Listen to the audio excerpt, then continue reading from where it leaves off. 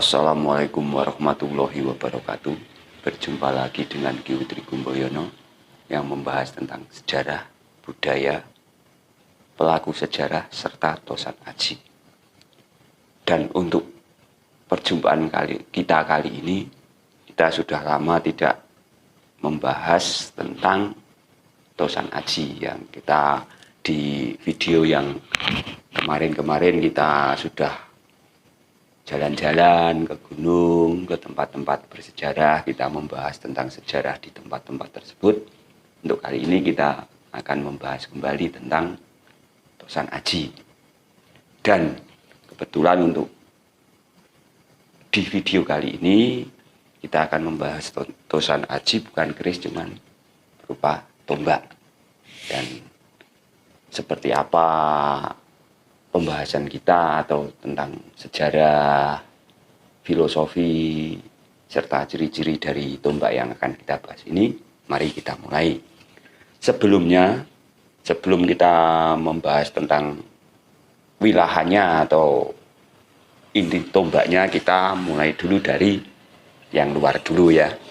Ini untuk tombak, itu bagian luarnya ada rongko dan juga landian atau pegangan. Pegangan itu kita sebut landian.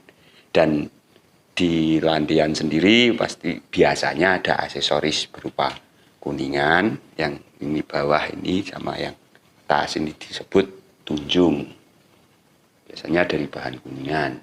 Dan untuk landian sendiri ada berbagai macam ya, dari bahan, ada yang dari rotan atau dari kayu, bahkan ada yang dari bambu.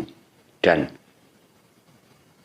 untuk landian sendiri dibagi menjadi beberapa nama tergantung dari ukurannya. Untuk landian tombak yang berukuran panjang kita sebut dengan blandaran ya. Yang namanya blandaran atau ukuran landian tombak yang blandaran itu biasanya 3 kali lebih tinggi dari pemegangnya atau yang punya. Jadi panjang itu biasanya untuk perang yang jarak jauh. Dan untuk yang ukuran kedua namanya panurung, yaitu biasanya ukurannya 2 kali dari tinggi badan pemegangnya. Itu juga untuk perang yang jarak jauh. Dan untuk yang tombak dikhususkan untuk tombak pusaka atau pegangan atau ageman, biasanya landiannya pendek. Dan untuk yang pendek itu biasanya dibagi dalam yang garis besarnya aja ya tiga ukuran. Ada sekilan, sehasto, dan sedaplang. Nah, untuk yang sekilan biasanya ya sekitar 15 sentinan, 1 kilan. Dan untuk yang sehasto ya biasanya 60 sampai 70 cm. Dan yang sedaplang biasanya ya sekitaran 1 meter sampai 1,5 meter. Nah, untuk kali ini, sebelum kita masuk ke wilayahnya, kita ke rangkanya dulu. Rangka atau penutup dari tombak biasanya berbentuk seperti ini. Nah, untuk bagian-bagian sendiri yang paling atas ini kita diberi nama kuncup yang ini atau kunjungannya. Dan yang daerah sekitar sini itu kita namakan ulo-ulo, dinamakan ulo-ulo. Dan yang untuk bagian bawah biasanya dinamakan lambe. Yang ini. Nah, untuk lubangnya dinamakan leng-lengan. Seperti ini.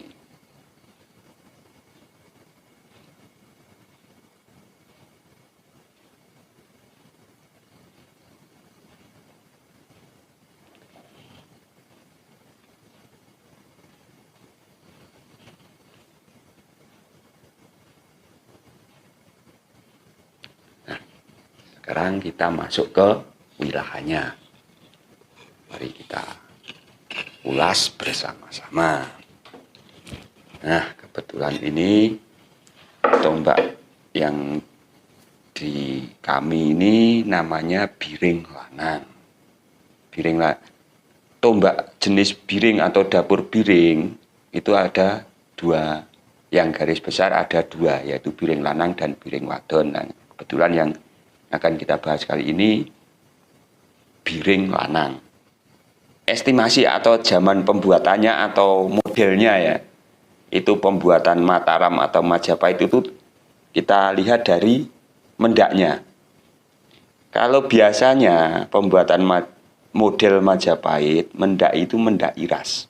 Jadi ini mendak menyatu dengan peksi dan wilayahnya. Tapi kalau model Mataraman itu namanya mendak. Ini mendak ini tidak menyatu dengan peksi dan wilayahnya. Jadi namanya mendak metuk. Jadi ini bisa dilepas. Tapi kalau yang model Majapahitan itu biasanya iras, jadi menyatu. Itu cuma cirinya seperti itu ya, yang garis besarnya. Dan untuk tombak yang kita punya ini estimasinya dari zaman Pajajaran Nom atau Muda ke peralihan ke zaman atau ke zaman Gunung Jati. Jadi ini masa peralihan. Jadi intinya ini dari Pajajaran, tapi Pajajaran Nom atau Muda ke Gunung Jati tua atau ke peralihan Gunung Jati. Dan untuk ciri-cirinya tombak biring lanang itu satu, di bagian sini atau di bagian pinggangnya itu meramping gitu. Dan untuk bagian bawah pinggang itu agak melebar dan di sini menyudut. Di bagian bawah samping ini menyudut. Itu ciri khasnya dari tombak biring lanang. Dan di bagian bawah itu kalau orang banyak yang mengatakan ngadal meteng. Kalau yang ini sedikit bocoran ya, untuk yang biring wadon itu di sini biasanya berbentuk bungkul bawang atau setengah lingkaran lah istilahnya. Enggak menyudut seperti ini. Dan di sini di tengah biasanya terdapat odo-odo tipis untuk yang biring lanang atau biring jaler. Tapi ya kadang ada yang tidak ada ya, seperti yang kita punya ini. Dan untuk pamornya sendiri itu di sini pamornya pamor merambut atau ya pamor ngerambut ya. Itu kalau dipercaya pamor ngerambut itu untuk singkir bahaya. Dan untuk peksinya sendiri biasanya peksi meluntir. Kenapa peksi muntir? Ini nanti kalau ditancapkan pada landian itu bisa kenceng. Karena kita semua tahu yang namanya tombak biring itu multifungsi. Ya kalau dilihat dari bentuknya sederhana, cuman ini multifungsi. Satu, memang jelas ini sebagai tombak pusaka. Yang kedua, memang untuk senjata perang.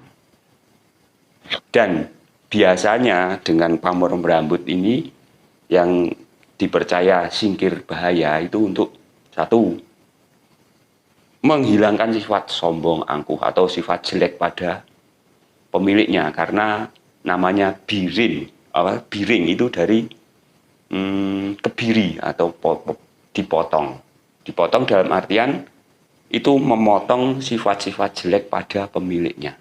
Itu dari bahasa asalnya ya, itu namanya biri atau dikebiri. Jadi dengan diharapkan pemegang tombak biring ini itu pemiliknya bisa jadi orang yang andap asor, rembah manah, kesatria, dan sifat sombong, angkuh, dan pokoknya sifat jelek-jelek pada diri kita itu bisa hilang dengan adanya tombak Biring ini. Dan untuk setelah dibuat perang, atau ya kalau pas dibuat perang ini bisa menetralkan keangkuhan lawan. Jadi lawan bisa sebelum berperang sudah kalah, itu diharapkan seperti itu. Ya kebanyakan memang dulunya seperti itu. Jadi setiap sarung atau warongkonya dibuka, itu biasanya lawan sudah luntur kesaktiannya. Itu menurut sejarah dan ceritanya ya, seperti itu. Lalu untuk pamor sudah, untuk bentuk juga sudah. Ya seperti itu. Saya kira sedikit dari ulasan kita tentang tosan aji kita yang berupa tombak Biring lanang atau Biring jaler. Ya, mungkin di lain kali kita bisa membahas tentang masih tombak yang berdapur Biring, tapi Biring yang wadon. Ini kan, untuk ini kan Biring lanang, biar bisa komplit ya, insya Allah kapan-kapan kita bisa membahas kembali tentang tosan aji yang berupa tombak ini.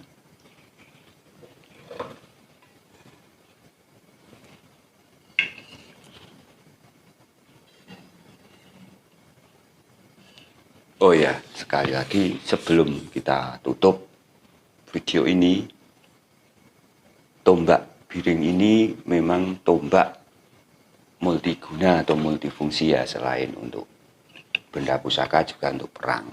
Dan dulu di zaman kejayaan dulu nenek moyang kita ya, terutama pembuatan estimasi tombak ini, itu tombak ini dipakai atau dibawa, dipegang oleh para senopati atau panglima perang. Jadi bisa jadi atau bisa dikategorikan ini sebagai senjata utama ya, selain bawa keris dan pedang. Tombak ini kan untuk perang yang sistemnya jarak jauh selain panah, biasanya kan seperti itu. Itu yang kita tahu ya, mungkin masih ada kurang atau salahnya dari ulasan kita kali ini. Untuk sedulur-sedulur Ki Trigumboyono yang lebih paham atau ada yang mau menambahi, silahkan untuk coret-coret di kolom komentar. Kiranya cukup sekian dulu video ulasan kita kali ini. Sekian, terima kasih. Wassalamualaikum warahmatullahi wabarakatuh. Salam budaya, rahayu, rahayu, rahayu.